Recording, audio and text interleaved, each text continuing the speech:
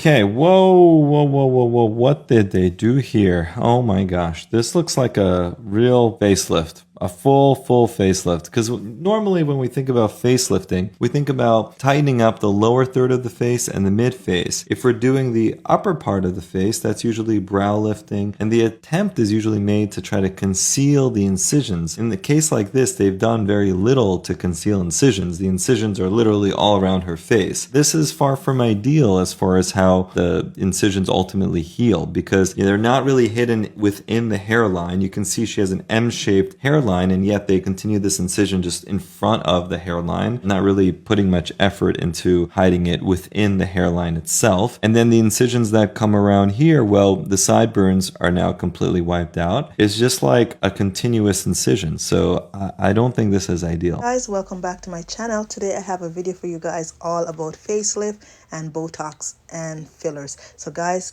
please subscribe. Don't forget to like and share. Thank you so much, and I hope you guys have a great day.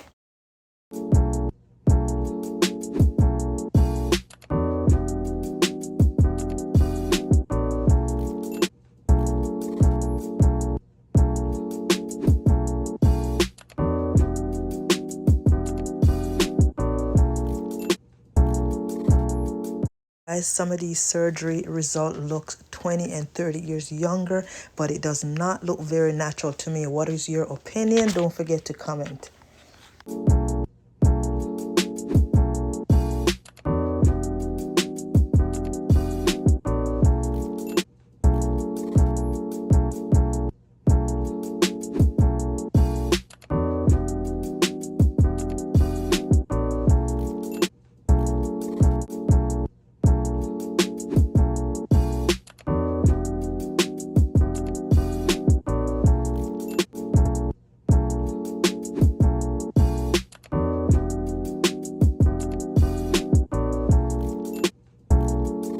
Is very swollen.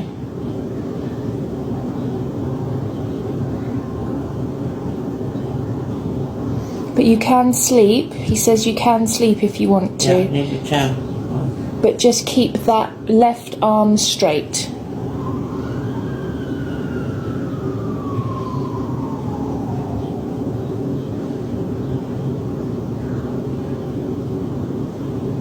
Take it easy, Rita. Of course, of course. You needed somebody here with you.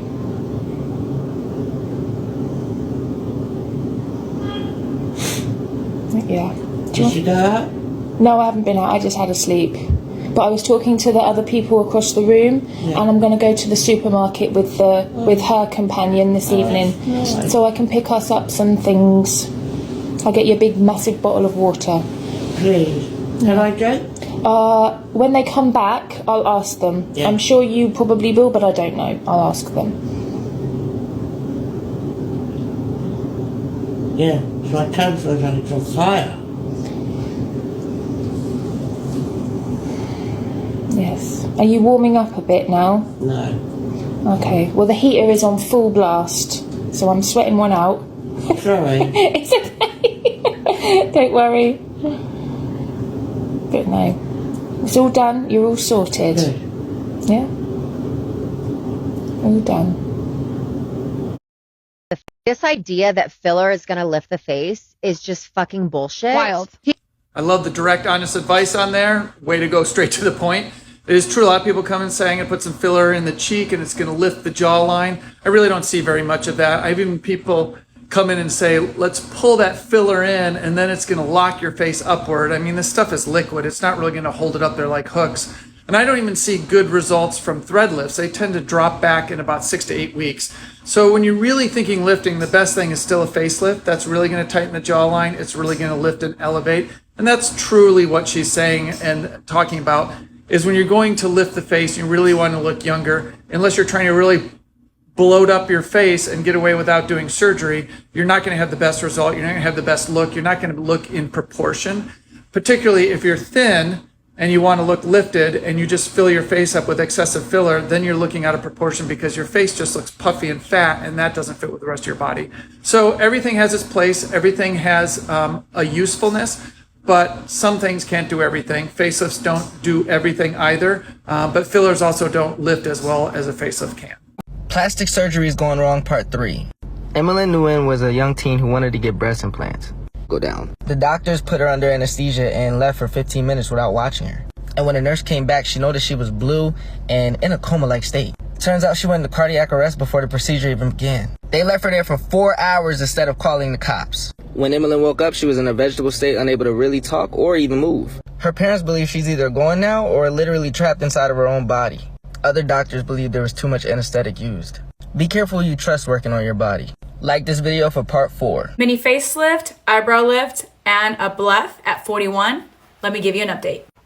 So it's been 3 weeks since my surgery. You guys know that I opted to go this route instead of filling here, here, here, here, here.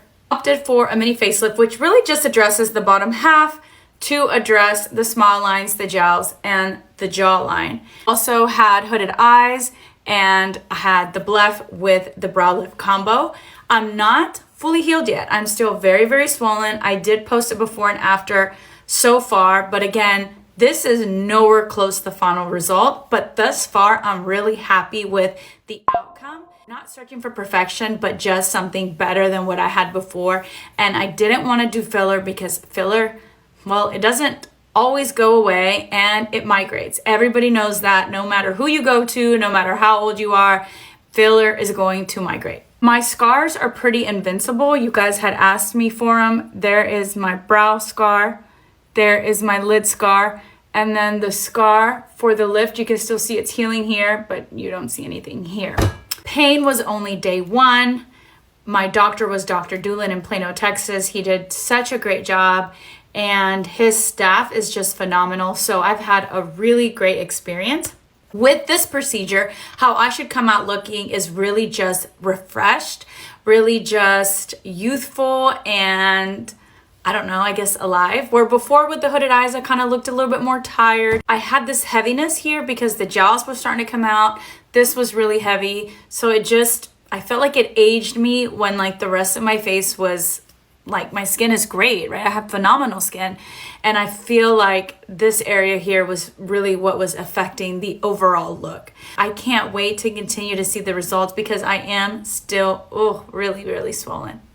Thank you guys for following me on this journey and all your support. It's definitely super scary putting yourself out there, but if I can help even just one woman, then, it was worth posting. If you're in your 30s and already thinking about getting a facelift, let me stop you before you make the worst decision of your life. No hate to Dr. Idris. Big fan here, actually. Let's just maybe clarify a few points of confusion. And if a facelift has a 8 to 10 year lifespan, which by the way, you still need to maintain, if you do it at 35, hypothetically, are you going to do it at 45, 55, and then 65? What the hell are you going to look like by the time you hit 70? Only have so much skin, number 1. But each time you get a facelift, your face is going to shrink. They take out some of that tissue underneath. This is where the clarification comes in. A deep plane facelift, which is what most surgeons are doing nowadays, does not actually remove much tissue. So your face is not going to shrink. All the work is done underneath the muscle where the ligaments are released and a small bit of excess skin is removed, but again, not that much. And saying that a facelift lasts 8 to 10 years is a little deceptive because even 20 years from now, if you get one facelift, you will still look better having had it done than not. Trust when I say, doing it too early and with the wrong person will be the worst mistake of your life because you only have one chance to do it. Of course, you should go to the right surgeon. I definitely agree with that point, but that goes for any procedure that you're going to have or you'll regret it. But you don't just have one chance to do this. Your face is not going to shrink. It really just has to align with what your goals are at that point in your life. Point of clarification, I am not convincing anyone in their 30s or their 60s for that matter to do surgery.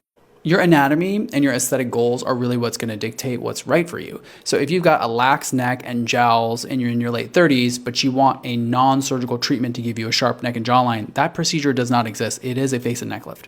The age at which you decide to do this, though, that's on you. And so you could choose to do it earlier and have more time to enjoy it, or choose to do it later and maybe only do it once. But I think these points need to be clarified because the age at which a facelift is done is one of the most common questions, and there's a lot of confusion about it. You want to know what's really messed up is that I didn't know that everyone was getting facelifts. Yes, I've been saying that before I even resort to pumping all this filler in my face, I'm just gonna opt for a facelift. No, I'm not a plastic surgeon or a dermatologist, but I am a licensed esthetician and I have clients that ask me about fillers and Botox and things all the time. Not only does it cost so much money to upkeep, because filler does dissolve over time. I feel like a lot of people get them for surgery-like results and to say that they didn't get surgery, but that's not what it does. It shapes your face the same way that girl kind of explained, but it's not going to really like pull and tighten things. And over time, like if you just keep putting more and more filler, you're gonna end up with such a puffy looking face. It just doesn't look good. Instead of constantly spending on fillers, just save up and do the surgery. They're also not what they used to be. They're way more innovative and can give you really natural looking results. Procedures I wouldn't do and what I would do instead. I would not do PDO threads. It's basically threads that they put inside your skin to lift and build collagen. It is marketed as a facelift. However, it lasts maximum a year and there are way too many complications. Cost versus risk, not worth it. People have seen thread migration and dimpling. The threads sometimes literally come out of the skin. There's a lot of risk of infection and inflammation. Instead, I would consider if I ever lost volume or fat in my face, I would do Sculptra. Sculptra is not a filler, but it's a biostimulator made from sutures that they inject in your face. Over time will help you build your own collagen. I think Sculptra is really good for areas around the temple. It lasts up to 25 months. I would even consider a fat transfer where they take fat from certain areas of your body and inject it back into your face. It gives a more natural and permanent effect. This is really good for the under eye. Another procedure I wouldn't do, actually I've done it and I wouldn't redo, is microblading. First of all, if you have oily skin or you bleed a lot, don't even try it. It's not worth it because the pigment will not stay on your skin. The color fades within 1 to 3 years. And you have to be very careful in the sun because it can turn really ashy really fast. Always still need to fill in your brows to protect it from the sun. That it's not a fun procedure, that you need at least 2 procedures to probably get it done. That there's a lot of scabbing, you can't work out for 12 days. Like it's a whole procedure. You have to see if it's worth it for you. I personally have very thick eyebrows that it would be too noticeable. I think it would be good for some people who want to maybe fix the tail, or if there's like certain dots that they want to fix, it could probably work for them. But if you want to change the whole shape of your eyebrow, something like I did, which is an eyebrow transplant, which I changed the entire shape of my eyebrow. I did this 2 months ago. They're still growing back, but you can see that it looks natural. It is my own hair. I added a whole chunk. If you want to see the video on the whole procedure, comment and I will post it there. But I think it's a more natural, permanent solution and you can't go wrong. It's expensive, but if you really want to like make a huge difference, I would do the eyebrow transplant. This patient is only 36 years old. I normally don't do surgery on 36-year-olds, but they're exception to the rule. She has hereditary issue that gives that fullness in the neck and jowl and the sagging of the brows. I did a deep plane neck lifting, a mini facelift here, temporal brow lift. Her neck is well contoured, doesn't have that fullness anymore, and I'm very happy for her. Thank you so much, Dr. Sadati, for the amazing results. You made a huge difference in how I feel about myself. I would recommend anyone to come see Dr. Sadati if they want to get their face lifted. I'm going to be rude now. Okay. Because I'm going to be ungentlemanly. I wouldn't normally ask a woman her age, but I just want you to say how old you are. 50. Do you care about getting older? I don't chase youth. Youth chases me. And is it all au naturel? No help from plastic surgeons? No plastic surgery. But facials and laser, and fun. There's lots of good tricks you can do now. Botox? I've tried Botox and I look terrible. Everything sinks. It stinks and it stays I frozen. have a big forehead, so this is not a good option for me. You have got quite a big forehead. I know, like you. Yes. Are you attracted to men with equally big foreheads? Yes. Big head is good, yes. Yeah, I think a big head's very important. I think it's very important, yeah. All right, guys, here it is. I know a lot of you had questions about my previous post about fillers versus facelift. Look, this is your beautiful Courtney Cox. You can see on the left side, this is her before, right? In the middle is when she had fillers done. Why did she have fillers? Well, I guess she wanted to avoid surgery or she went to the wrong doctor. I don't know, it beats me. But look at her, she doesn't even look herself. Her face is blown up like a pumpkin, all right? Now, she even came out and said she hates the way she looks different, she doesn't look like herself. So finally she had her fillers dissolved, and over here, that's her now, after having her fillers dissolved. Now, you tell me whether this one looks better or this one. Which one looks better? Filler face or no fillers? I rest my case. This is also another question that I keep getting asked, and that is, how is my scarring? So I am only 19 days post-op today. I have some scarring in my hairline, down the front of my ear, and then it goes all the way around at the back. So for 19 days post-op, I don't think it's bad at all. And I have been using scar creams. I got 2 because I wasn't sure which one would be the best. So this is the first one that I've been using, and I apply this at night time before I go to bed, and I just really like massage it in to smooth out the scars. So I use this one, and I've also got this one as well. But I think for 19 days post-op, I think it's absolutely amazing so far. Has made this dramatic of a change yet. No one has made, in my generation, this extreme of a switch. And Dr. Bear Beauty Secrets, and this is a result, okay? Supposedly a result of either a facelift or filler. It says before and then 2 days after. So I want to know what you guys think. Could this be done with filler and Botox? Well, according to the website, it says that's what happened, okay? That this is a minimally invasive result with filler and Botox. 21, it's been 3 weeks since I've had my lower facelift. I'm well aware I still have a swollen, tight look, and just like no different before I had surgery, the muscles and skin will loosen over time. Slept with my chin strap last night for the last time, that I'm still swollen a little bit, because when I wake up in the morning, I do have indentations on the side of my face because of the swelling.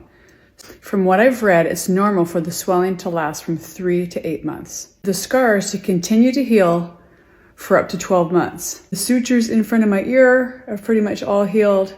Behind my ear is still very tender and red. I have feeling everywhere in my face. My neck feels tight, and it actually feels tighter than what it looks. My lips are still a little bit swollen, and the healing inside my nose gets better every single day. I'm back to my regular daily routine. With my workout routine, I'm starting back with light dumbbells, resistance bands, and body weight. I'll be posting a before and after photo at the 1 month mark that's in 1 week. Keep it nice and neat. Day 24 post-op for my deep plane facelift. So I've just tied my hair up today in bunches to just get it out of my face and keep it nice and neat. And I just wanted to come on and show you the scars because they're getting better every day. It's crazy. I've noticed that I've got all new little hairs starting to come through. So once they come through properly, you're just not even going to see them in my hairline. I'm still really swollen as well.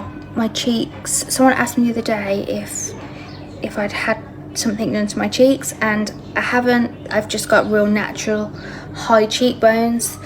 This is still really hard, and this whole section is still completely numb as well on both sides. But overall, day 24, not looking too bad. I one time got filler in my chin, and it was like just the stupidest thing I ever did. It like blew up. Oh, I did it in my cheeks, went horrible. It was like a line down my face. Filler? Yeah, filler in my cheeks. Yeah. She was a nurse. I don't think all of them quite get like that when your face moves, like the filler doesn't always move in the right spot. Yeah, you don't want that. Another thing that I've done that I would never do ever again was the tiniest bit of filler to fill my smile lines. I don't know if you've ever seen somebody that's overdone it. It's so bad. For sure. So I just wouldn't risk filler. it. I've had it like on the bridge of my nose, which evidently is very dangerous and the number one cause of going blindness in Asia because they do it there so much. So you'd have to go with like a doctor, Dr. Anna or Dr. Diamond does it. He put like the littlest tip in the tip of my nose,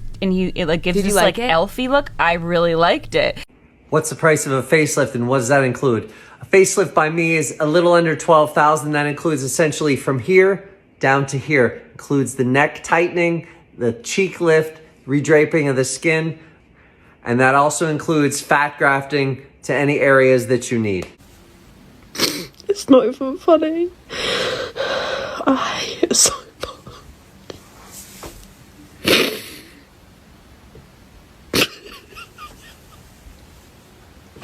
It's not funny.